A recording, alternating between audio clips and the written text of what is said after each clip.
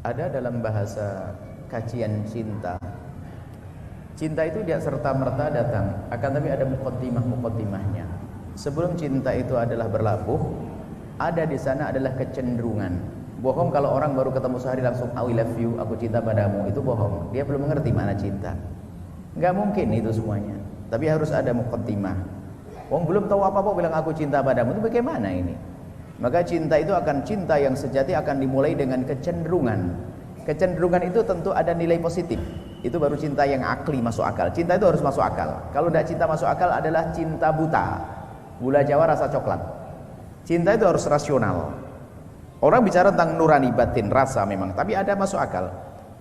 Sekarang begini, Anda seorang ibu punya anak perempuan yang cantik. Bisakah kira-kira ibu mencintai menantu? Belum datang menantunya. Mau tidak kira-kira? Bisakah ibu mencintai menantu Anda adalah orangnya jelek, hitam, kotor, jahat, sukanya cimaki, ngolok-ngolok, penjahat, perampok? Mau tidak? Bisa cinta? Nggak bisa. Karena nggak ada nilai baiknya. Tapi kalau dikasih kabar, ibu menantumu itu Masya Allah, sopan, santun, lembut, ini sudah ada mulai ketertarikan, ya tak? Baru setelah jadi menantu nanti mulai tertanam semakin cinta. Jadi cinta itu gak serta-merta, tapi ada muqaddimahnya, kecenderungan. Nah, tadi sudah mulai cenderung. Di saat mulai kecenderungan, waspada. Jangan sampai nanti tumpangi syahwat sehingga menjadi cinta buta. Cenderungan normal, misalnya seorang wanita hak. Kalau ada seorang wanita yang menjanda, maka tidak ada yang bisa melarangnya untuk menikah. Karena apa? Dia punya kebutuhan khusus yang tidak bisa diwakilkan kepada siapapun. Dan bukan aib seorang wanita yang menjanda kemudian menikah lagi. Yang aib adalah pacaran lalu melakukan zina, adalah kehinaan. Kalau menikah adalah halal, tidak ada yang bisa melarang. Anak pun tidak bisa melarang, bapak pun tidak bisa melarang, masyarakat tidak bisa melarang. Karena apa? Dia punya kebutuhan yang pribadi. Maka kami sering sampaikan kepada para anak-anak yang menemukan ibundanya janda atau ayahandanya duda, jangan pandang ayahmu selamanya sebagai ayah, tapi pandanglah ayahmu sebagai seorang pria yang butuh, yang punya kebutuhan khusus yang tidak bisa diwakilkan. Dan juga kepada anak yang punya ibunda yang menjanda, jangan pandang ibumu selamanya sebagai seorang ibu, akan tapi pandang suatu ketika sebagai seorang wanita normal yang punya kebutuhan yang tidak bisa diwakilkan kepada siapapun. Ini adalah makna yang harus dihadirkan.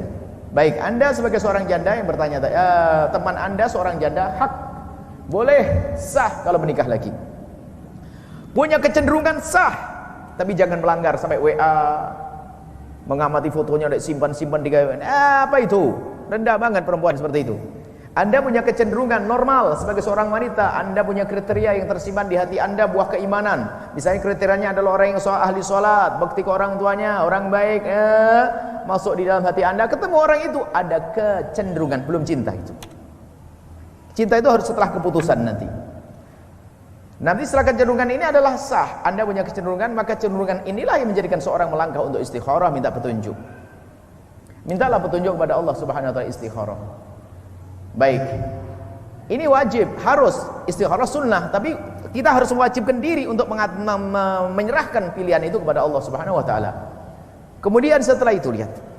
Seperti apapun istikharah Anda, buahnya nanti akan Allah berikan kepada Anda yang terbaik. Lalu Anda mendiskusikan dengan keluarga. Misalnya apa? Nggak ada salahnya, maka kami sampaikan. Seorang wanita melamar bukan aib dan celah. Kalau saya punya anak perempuan, mungkin saya akan melamar seorang laki-laki. Biar saya mendapatkan yang terbaik, pilihan. Saya akan menjadi seperti Khalifah Umar bin Khattab, punya anak perempuan, mencari calon menantu. Kalau ada seorang janda, jadilah seperti Sayyidah Khadijah Al-Kubra. Jangan Anda menanti kalau Anda punya kebutuhan pribadi. Anda boleh melihat laki-laki yang baik, Anda melamar dengan cara yang terhormat dong, bukan bilang, "Bang, kawini saya dong." Nggak begitu. Tapi dengan cara yang terhormat. Misalnya apa? Keluarga kita diskusi, kemudian ngirim kepada keluarga kaum laki-laki. Mendahului nggak apa-apa, jangan gengsi. Kalau gengsi, siapa yang datang kepadamu nanti? Siapa yang lamar anak kita? Tidak apa-apa. Cuman masyarakat kita mengatakan malu. Zaman sekarang yang halal malu, tapi giliran pacaran senyum sendiri, disapa sekali, nyapanya 3 kali. Ini kan perempuan murahan. Kalau sudah ada laki-laki di depannya langsung, wah itu model macam lenggangnya, macamnya, basah-basah bibir, kerudungnya dibenahi, saya bingung ada laki-laki. Nah ini begitu gak malu. Giliran melamar malu. Baik, kemudian tadi setelah Anda punya kriteria yang tepat, ada kecenderungan, lalu Anda minta petunjuk kepada Allah, lalu Anda mencoba melamar tadi, Jawabannya adalah harus sesuai dengan syariat. Kalau ternyata laki-laki tersebut orang tuanya tidak menyetujui, kalau Anda menanti, tapi bukan dengan cara WA setiap malam, biarpun bahasanya membangunkan tahajudan, itu adalah setan yang mengajak membangunkan tahajud. Hati-hati. Jangan percaya, hei ada anak gadisku yang solehah, yang cantik-cantik. Kalau ada teman laki-laki membangunkan tahajud, katakan itu bohong dia. Tahajudan. Dia sendiri gak tahajudan, dia ngorok tuh. Hati-hati. Kemudian ya, dia boleh menanti kalau dia menanti dalam keadaan iman. Karena sudah tertanam di hatinya rasa kecenderungan dan mungkin sudah mulai ada benih-benih cinta. Tapi ingat, seorang beriman tidak akan melanggar Allah, tidak akan menyimpan nomor HP foto-fotonya dia, mungkin tidak beranyak komunikasi. Sekedar menanti saja, menanti waktu boleh-boleh saja, sah-sah saja. Tapi kalau dia dikuasai oleh syahwatnya yang besar, carilah laki-laki lain yang selain dia. Kenapa? Tidak mungkin dia menjalankan pernikahan sementara orang tuanya tidak merestui. Dan Anda jangan mau menikah dengan orang yang orang tuanya tidak merestui. Kenapa? Anda harus paham dengan kecerdasan Anda. Jika Anda menikah dengan seorang laki-laki, hei anak gadisku, kalau laki-laki itu tidak direstui oleh orang tuanya, kok mau kepadamu, apalagi alasannya demi cinta, ketahuilah alangkah besarnya bohongnya dia. Atau kalau tidak dia bohong serius, alangkah jahatnya dia. Kenapa? Anda baru kenal 2 tahun. Ibunya yang mendidik dari kecil saja ditinggal, apalagi Anda yang belum banyak kebaikan, suatu ketika Anda akan ditinggal. Ayo. Oh, ini belum apa-apa sudah ninggalkan bapak ibunya. Ya sorry dong. Kamu mau nikah saya alasan cinta lalu kau tinggalkan ibu bapakmu? Sorry bang ya. Ini adalah alamat kita harus berpisah kalau begini. Bapak ibu saja kau tinggal, apalagi aku nanti. Bapak ibu menyusui kamu, ngasih makan kamu, berjuang untukmu, kau tinggal. Aku baru kenal 2 tahun, kau nomor 1 kan. Bohong kau. Bahkan harus punya prinsip, selagi kau dengan bapak ibumu, maka aku akan mau. Begitu prinsipnya. Maka kami himbau kepada yang tadi, kalau memang orang tua sang laki-laki tidak mengizinkan, Anda tidak boleh memaksa. Tapi kalau Anda menanti dan Anda sabar, Anda tidak melakukan kemaksiatan, sah-sah saja penantian tersebut. Mungkin akan menjadi cinta yang mulia. Bahkan dikatakan kalau ada orang mati karena jatuh cinta, yang terhormat mati syahid.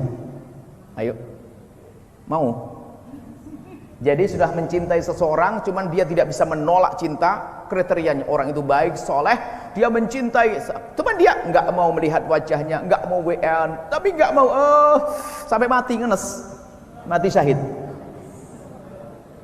Tapi kalau dibarengi dengan WA, SMS, telepon-teleponan, ya sangit matinya, bukan syahid. Jadi mati syahid. Kenapa dikatakan baru mati syahid? Karena dia memerangi hawa nafsu. Ada cinta, ternyata dia menahan tidak. WA, saya blok nomornya. Tidak haram. Tapi dalam hati ada cinta, sah. Cinta kan karunia dari Allah, dan cinta adalah indah semuanya. Kasihan yang tidak punya cinta. Tapi cinta haram adalah kehinaan. Semoga Allah menjadikan kita hamba yang saling mencintai karena Allah. Wallahu a'lam bishawab. Cukup?